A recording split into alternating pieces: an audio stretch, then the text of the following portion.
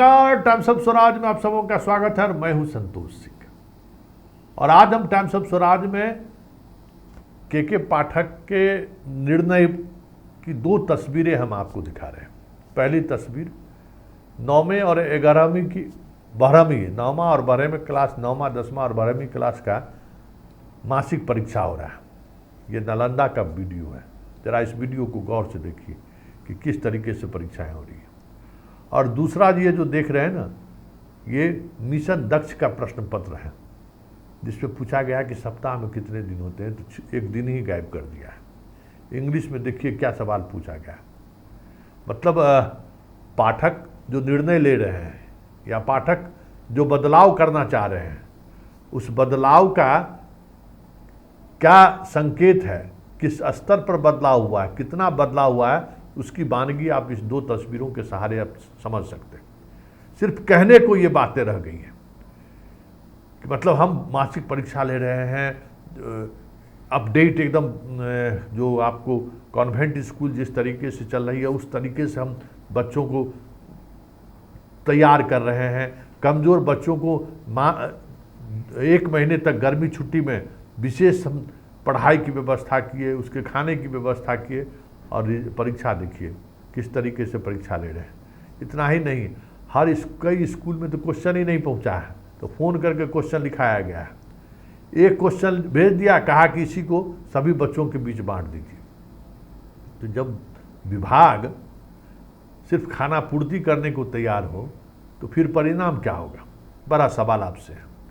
क्योंकि बार बार पाठक कहते हैं कि भाई हम बदलाव चाहते हैं, तो क्या यही बदलाव का तरीका है, या इस बदलाव के सहारे कुछ बदलाव लाया जा सकता है क्या? जहाँ अगर परीक्षा में सभी बच्चे पहुँच गए तो बैठने की व्यवस्था नहीं है और खड़े होकर परीक्षा दे रहे हैं, तो फिर वहाँ पढ़ाई का क्या मतलब रह जाएगा।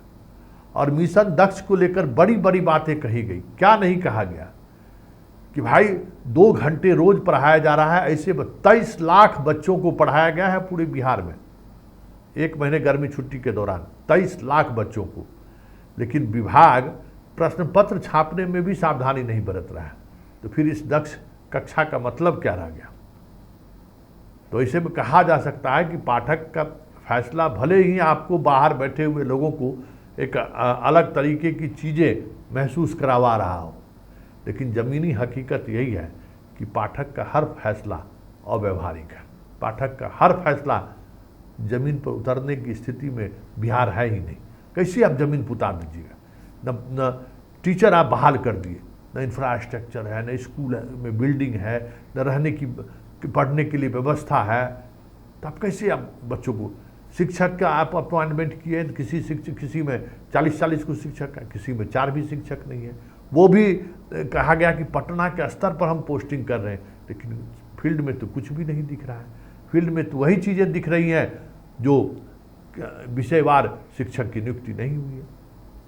ऐसे में ये सवाल मौजूद है कि शिक्षा व्यवस्था में सुधार को लेकर के पाठक भले ही मैग्सेसे अवार्ड ले लें कि बिहार में हमने 6 महीने के अंतराल में बड़ा बदलाव कर दिया, छात्रों की उपस्थिति दिखाकर, शिक्षकों की उपस्थिति दिखाकर, परीक्षा प्रणाली में सुधार लाकर, प्रश्न पत्र का पैटर्न बदलकर हम पूरा रोल मॉडल, हम दिल्ली की तरह बिहार में शिक्षा व्यवस्था में बड़ा सुधार का ढंग का पीठ जरूर सकते हैं, लेकिन ज़मीनी हकीकत यही है कि कुछ भी नहीं बदला है।